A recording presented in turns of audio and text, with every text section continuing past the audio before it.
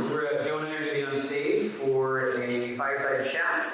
We have, let's see the next slide here. Yep. We have taken some questions on Slido, sli.do or slido.com. The event code is TruffleCon 2018. There are questions there. We're also going to have them on stage for questions. So I'd like to bring up Wes McVay to host this.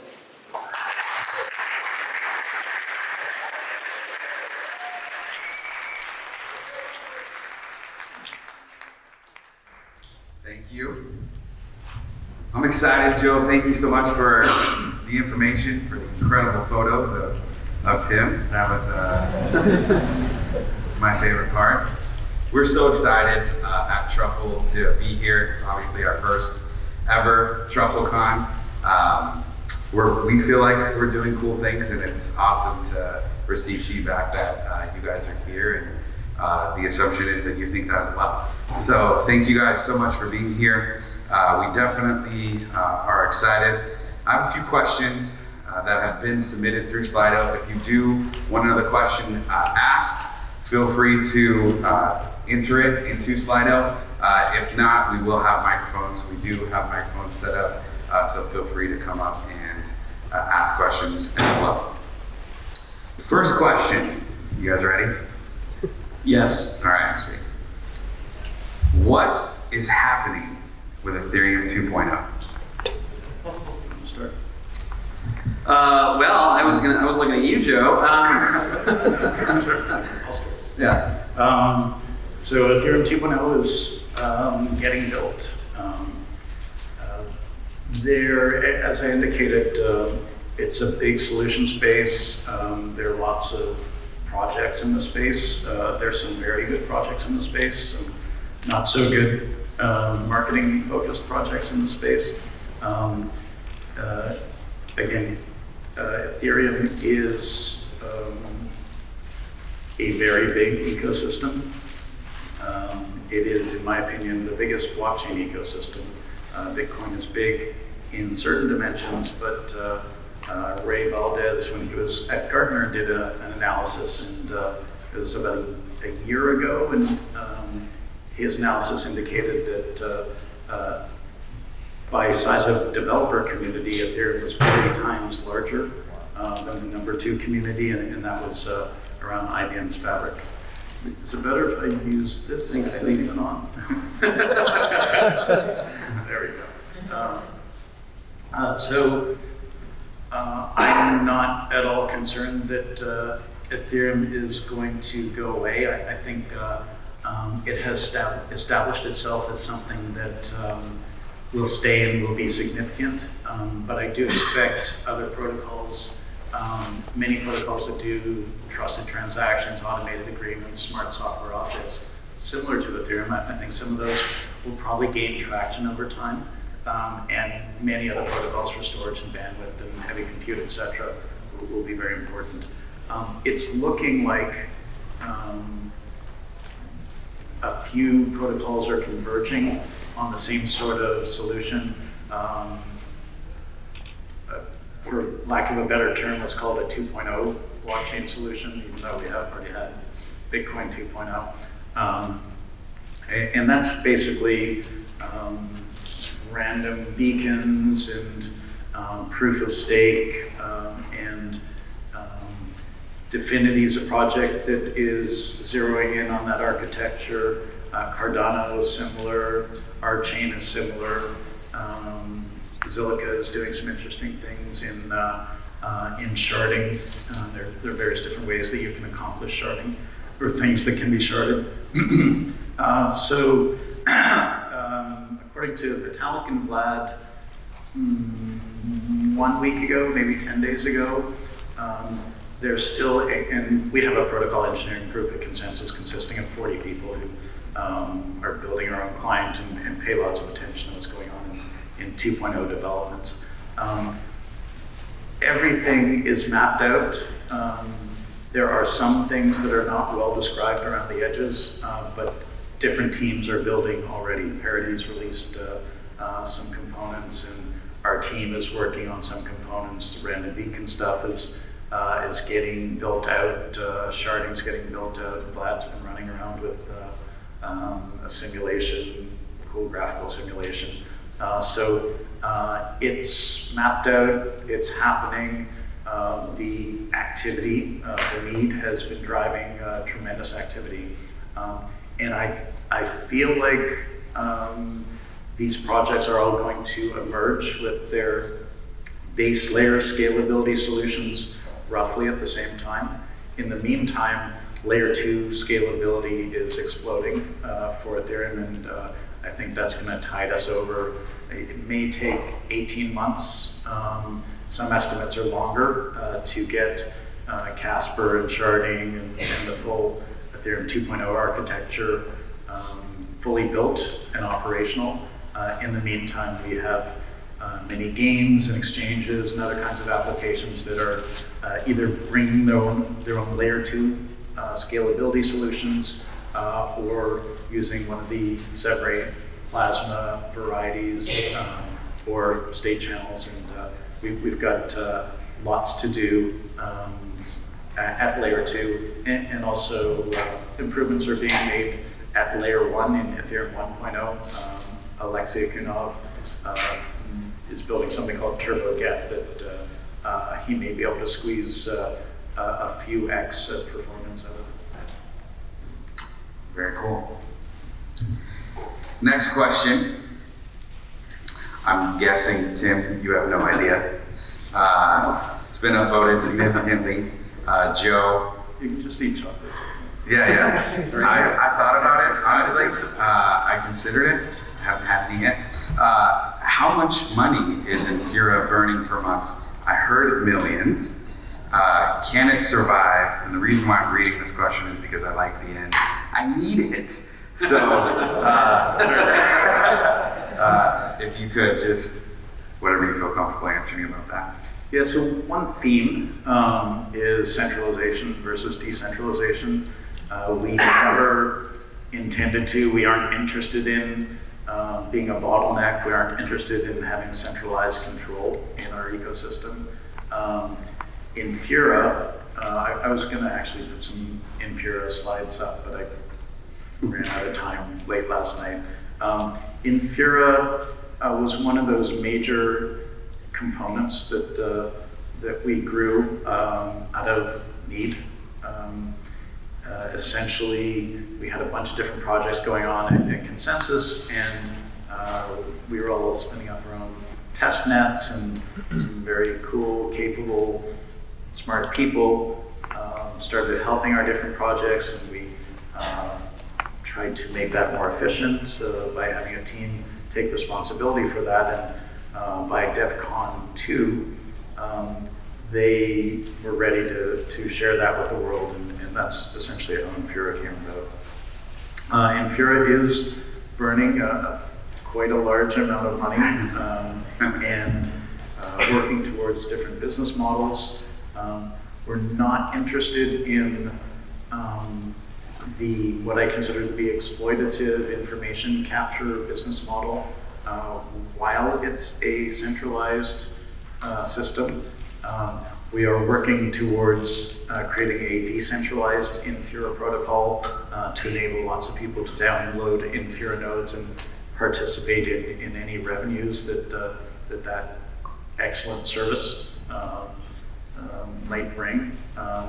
And there is a bunch of valuable information there, and that can be used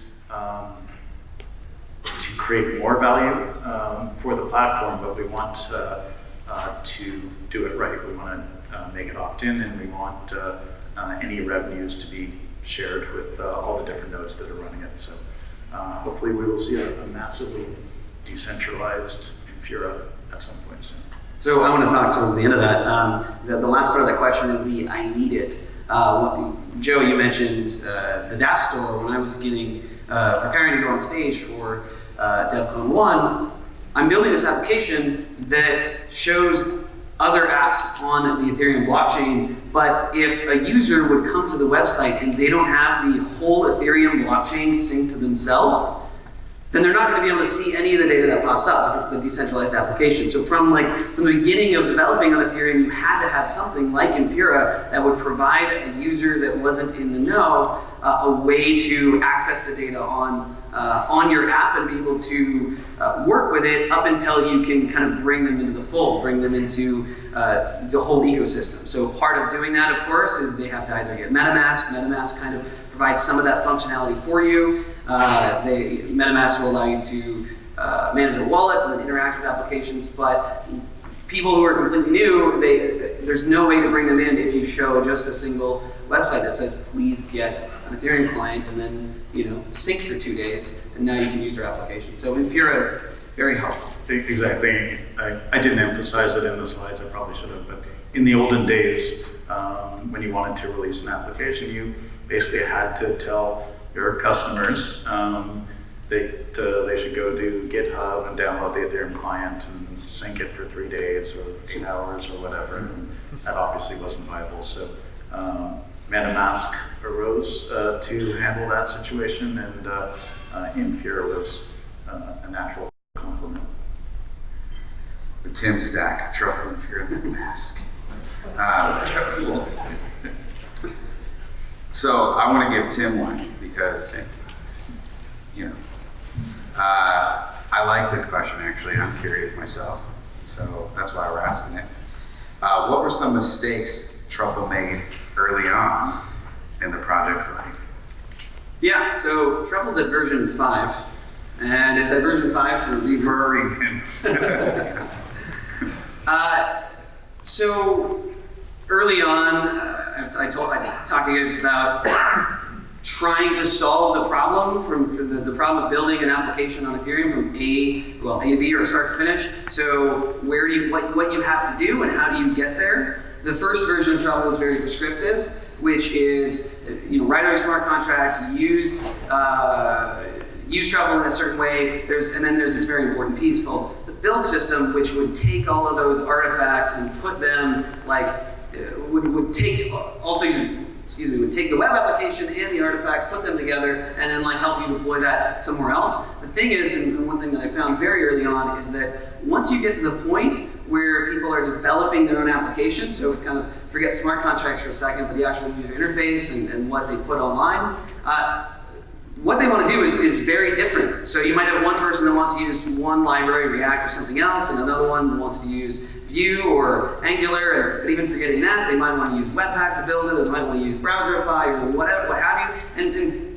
And even that, they might not even be building a web application. So they could be building a console application that works to the blockchain, or a desktop application. May not even be building that first part in JavaScript. So we have to find a way to integrate all of that. So what we did was, in further versions of Truffle, is separate out these pieces, and that's how we got 3 different products. So you have Truffle, which helps you build the workflow around your smart contracts, and then you have Ganache, which is helping speed up your development processes, and then Drizzle, if you are working in a web application, is going to help connect all of that together. But we have learned a ton through this, so even with Truffle, Ganache, and Drizzle, we still think that you should choose your own, choose what works best for you. So you may want to just use Truffle and Ganache, or you might use Truffle and some other blockchain while you're developing. And this is why we created Truffle boxes. So we have those 50 Truffle boxes because each one of those shows you how to build a different type of application, from a console application to desktop or what have you. So that was probably the biggest learning. There's a bunch more. Next question.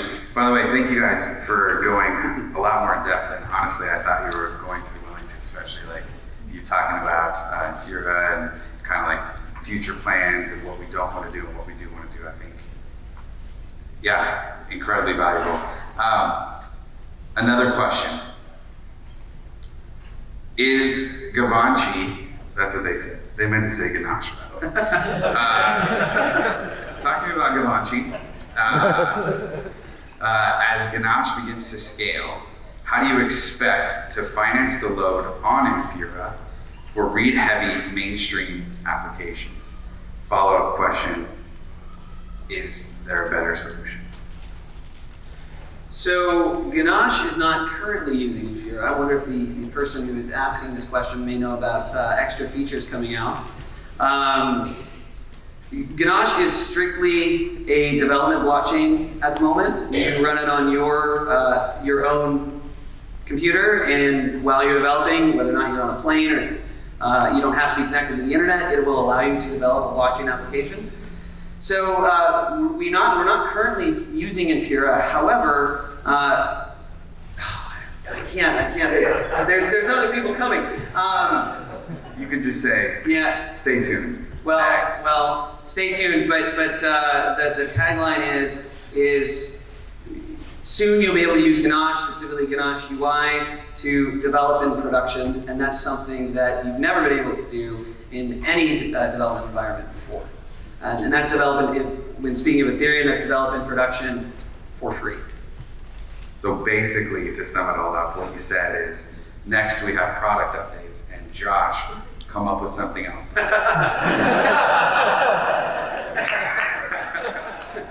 Sorry about that, Pat. That's funny. Next question.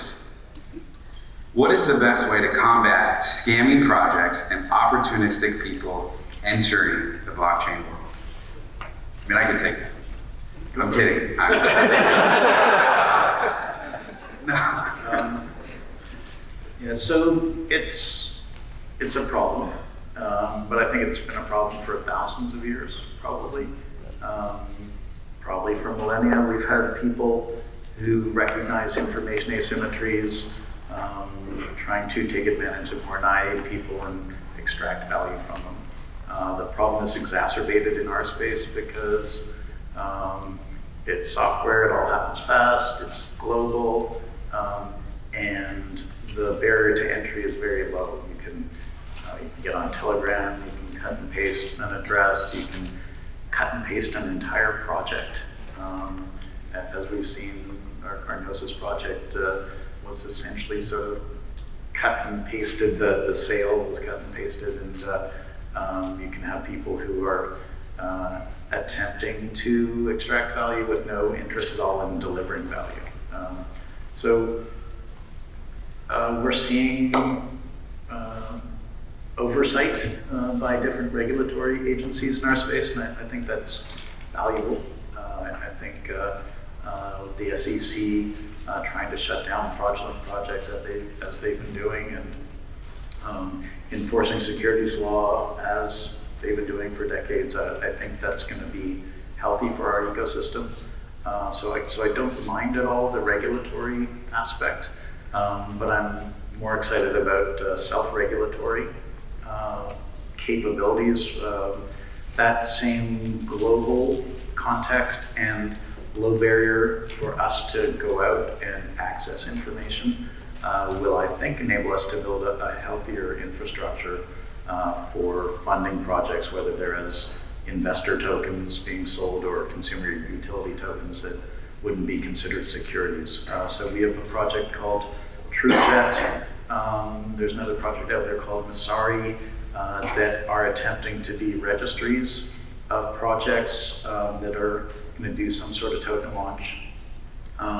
And it should be necessary to disclose certain pieces of critical information, maybe like the names of the people who are running the particular project, and total issuance and important elements like that. So if we can create a logically centralized repository of that information, such that if you're not on that registry, then buyer beware, consumer beware. We have another project called Frontier, which is going through a renaming that will incentivize people who analyze these different projects to share their findings. And again, it would be one of the many token curated registry architected projects, and we hope that those two and many others in the space will enable us to create a context where consumers are better protected. I think it's going to be a better world just because the information will be much more easily accessible than a world in which you can set up a company, create a bucket shop, call grandmothers, sell shares. That's not that easy to detect in the legacy financial world. If all this is done much more in the open on blockchains, hopefully we'll have a better system going forward. It's going to take a little time. How close are we to introducing blockchain voting technologies into elections? Elections for what? I didn't ask the question. I think they're talking about political elections. So we've had a project, it was called Boardroom, and it's now called GovernX. They're working on liquid democracy systems, so they're trying to figure out ways where we can build aspects of governance into different systems. The Civil project is working on essentially building a platform for sustainable and ethical journalism. There's a constitution, there's a foundation, and you can create a newsroom, you can attach yourself to the newsroom by putting stake on the platform. Your consumers can come along and challenge you, say that you're unethical. The Constitution itself is a minimum viable constitution. Tokens in that context represent different aspects of voting, whether we're going to bump you off the platform because you lied to us, or we're going to evolve the Constitution and based on some learnings. In terms of actual elections, this technology is still very immature, and we're pretty naive in how we apply it. There's lots going on, levels, builders building things for other builders.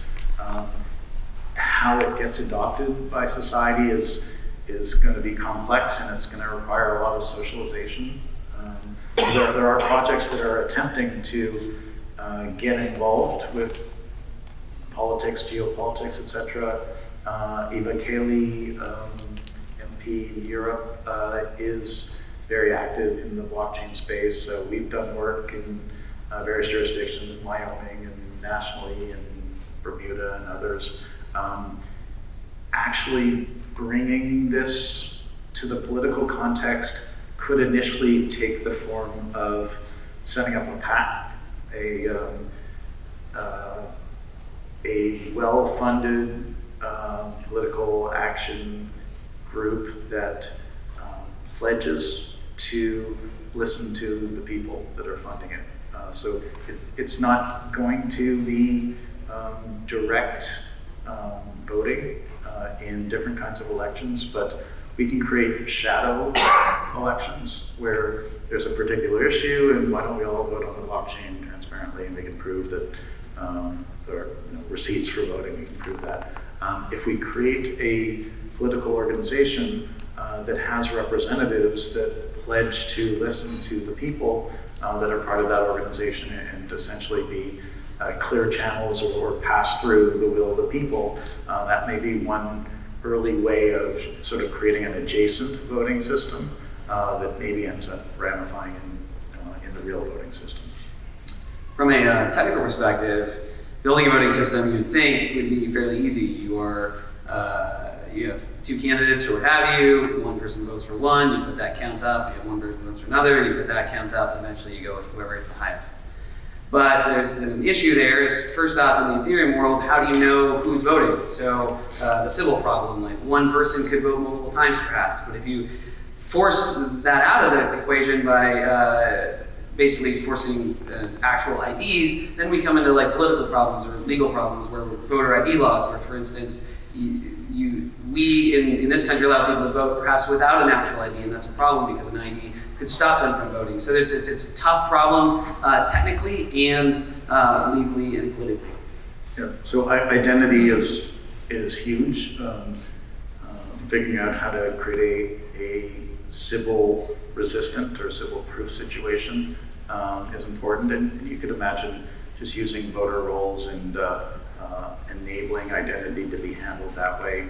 The Uport project has done identity work in Brazil, and a very public project in Zug in Switzerland where citizens can actually establish their blockchain-based identity.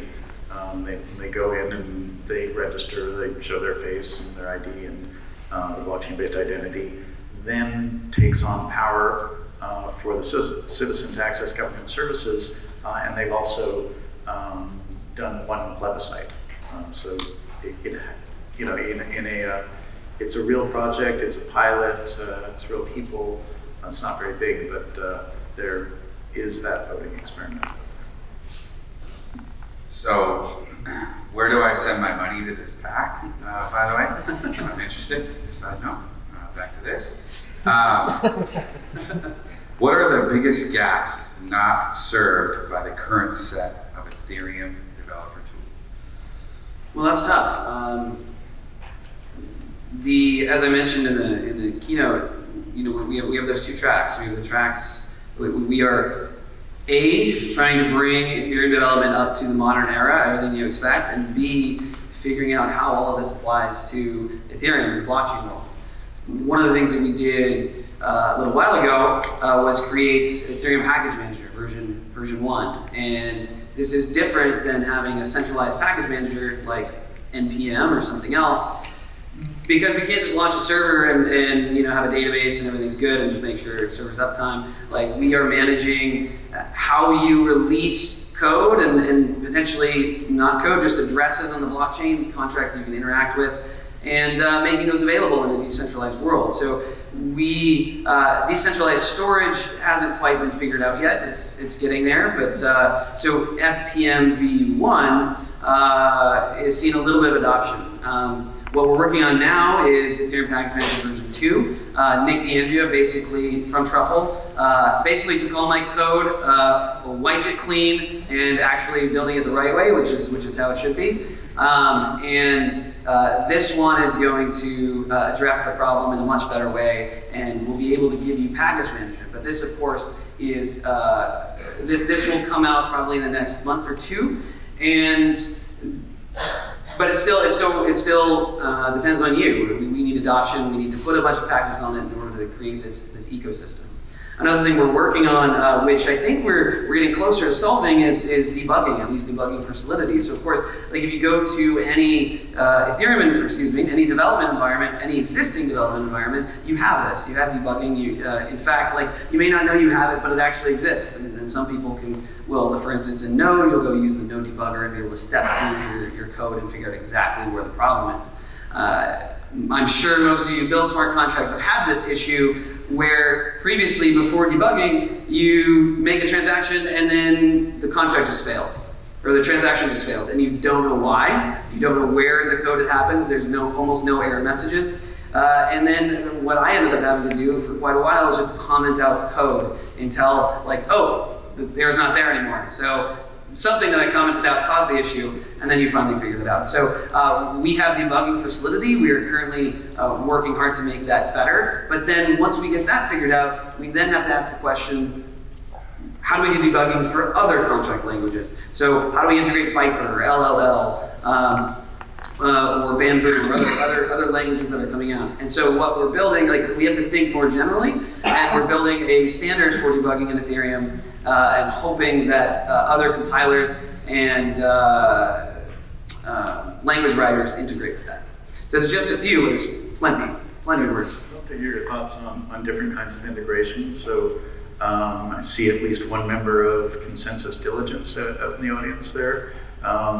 Consensus Diligence is a group that security audits smart contracts and trying to scale and decentralize themselves by building a bunch of developer tools, maybe more than one person out there. And they built Metro and a handful of other tools. So that would be one. You're essentially the root of the developer experience, and I think one interesting integration would be that. I wonder if you've been thinking about it. If another project that's much earlier stage, it's a simulation engine. So intelligent agents that are operating within the context of a crypto economic protocol, project called Engine, making that easily accessible. Even Kaleido, where there are essentially 1,300 consortia that have been kicking the tires and actually using Kaleido and platforms, blockchain as a service. Thoughts on integration? We're absolutely thinking about integration with everything that you mentioned and more. So this kind of goes back to the first question, or one of the first questions of what are some of the things we learned when building Truffle. The Truffle version 1 or 2 or 3, one of the complaints that we had was this kind of a monolith. Basically, it was a bunch of code, very hard to integrate with or add your own plugin. But one thing that we're working on with V5, and will probably come afterwards, is an actual plugin system. So you can, not only can we build those integrations, but the whole community can build those integrations as well. So every part of Truffle will be modularized, and this is going to include the compiler, which got built on V5, but also the testing system, the deployment system. You'll be able to kind of pick and choose whatever works for you, and that's going to be integrated with other products and services. So SSV driving decentralization. Correct. Awesome. Well, this thing is yelling at me, saying, "You're over time. Stop." So I'm going to do that. I wanted to say thank you both so much for your candidness, your transparency, for your ability to close that box that I took like 5 minutes on, and you like whipped it together in 10 seconds. That was impressive. Thank you guys for your questions that you have submitted. We're all here and available. If you have more questions after the conference or during the break, whatever, come on. I'd love to have a conversation. Talk to you. All right, give it up for Tim and Joe.